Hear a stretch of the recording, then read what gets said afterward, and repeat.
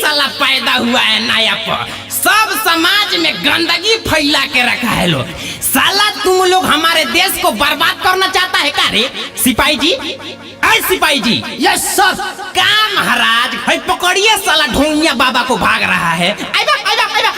ए सर, ए माई बाप जाए ना दी, भले मारे मत तू हंडिल मार ली, लेकिन हमरा के छोड़ ना दी, जेल में बड़ी मोछो काटेला सा। हर लोग के भलाई सुबह शाम होखेला, खाली लोग के भलाई सुबह शाम होखेला।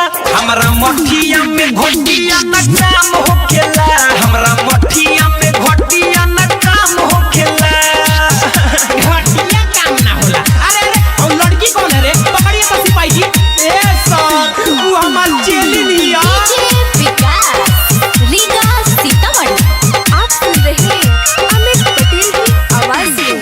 लोगे खाती जिए निया, लोगे खाती मरे नी, लोगे के भलाई खाती झाड़ फूक करे नी। हे दरोगा जी, लोगे खाती जिए निया, लोगे खाती मरे नी, लोगे के भलाई खाती झाड़ फूक करे नी। हमारे दवाई से आराम होखेला, हमारे दवाई से आराम होखेला।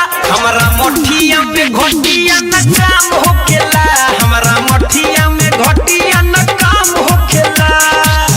दादा ए सिपाही जी छोड़ दीना। साला तुम्हारा कोई भरोसा है रे?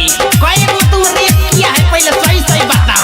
हाय बाप रे, ए सर, हम साधु संत आदमी होई, वैसन कुकर्म कानून नहीं कर सकते महाराज।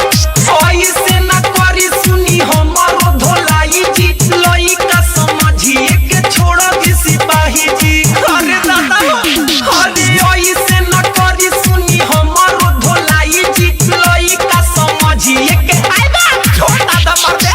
अच्छा काम कोइला से नाम होखेला, अच्छा काम कोइला से नाम होखेला।